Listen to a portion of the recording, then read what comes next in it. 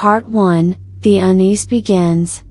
In the quiet town of Hollowbrook, nestled between thick woods and shadowy hills, lived a man named Jonathan. He was an ordinary man with an ordinary life, working as a librarian and spending his evenings lost in the pages of forgotten tales. But as the leaves started to wither and the chill of autumn crept in, a strange unease settled upon Jonathan.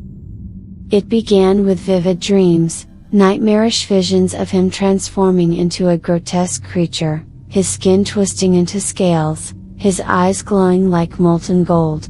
He'd wake up drenched in sweat, his heart pounding like a distant drum. At first, he dismissed them as the products of an overactive imagination, a consequence of reading too many horror stories. Part 2, Whispers in the Woods.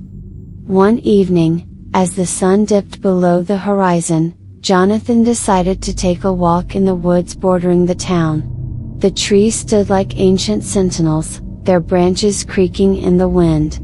He walked deeper, the path becoming less distinct, and an eerie silence wrapped around him like a suffocating shroud. Then, from the heart of the woods, he heard it, a faint, guttural whisper. At first, he thought it was the wind playing tricks on him, but the voice grew louder, more insistent. It seemed to come from within him, resonating in his bones. "You feel it, don't you, Jonathan? The hunger, the power," the voice hissed. Jonathan stumbled back, his heart racing. He turned and fled, the voice pursuing him through the trees, its words crawling into his mind like venomous insects. Part 3, The Transformation. Days turned into nights, and Jonathan's unease escalated into full-blown terror. His body felt different, alien. His senses sharpened, and strange cravings gnawed at him, cravings for raw meat, for the thrill of hunting under the moon's pale gaze. He found himself drawn to the woods, unable to resist the call that seemed to resonate within his very soul. One moonlit night, he ventured into the forest, his heart a turbulent mixture of fear and anticipation. As he walked deeper, his body convulsed, his bones shifting, his skin stretching. He collapsed to the ground, writhing in agony as his transformation began. When it was over, he stood on all fours, his body covered in sleek black scales. His hands had turned into clawed appendages, and his eyes glowed with an otherworldly light. He was a monster, just as the dreams had foretold. Part 4, The Temptation. Embracing his newfound form, Jonathan's fear transformed into exhilaration. The world looked different through his monstrous eyes, more vivid, more alive. He roamed the woods, hunting rabbits and deer, relishing the taste of blood and flesh. With each kill, the whispers in his mind grew louder, urging him to embrace the darkness within. But a part of Jonathan still clung to his humanity. He fought against the primal urges, struggling to regain control.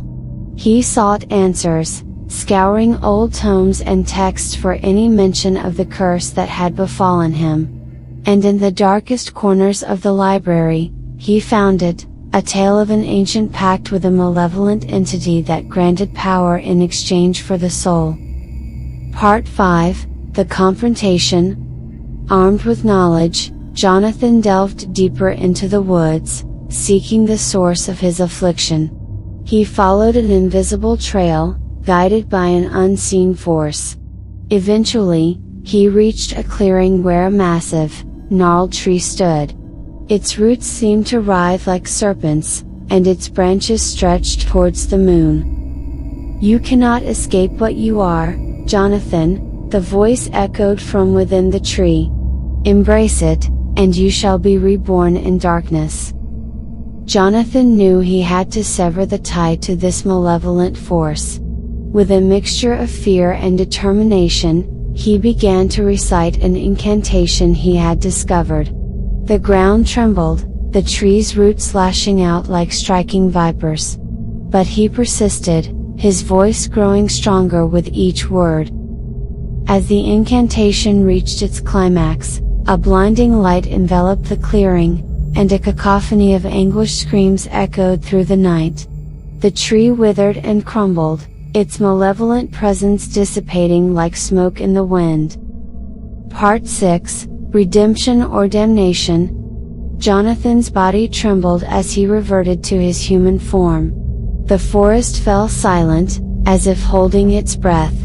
The whispers had vanished, replaced by an eerie calm.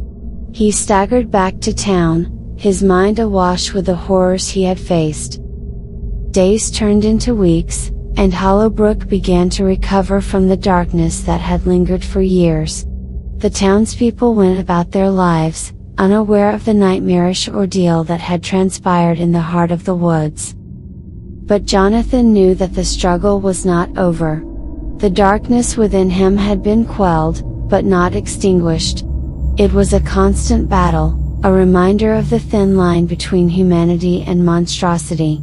And as he watched the sun set over the town, he understood that redemption was a choice he had to make every day. Epilogue, The Lingering Shadows.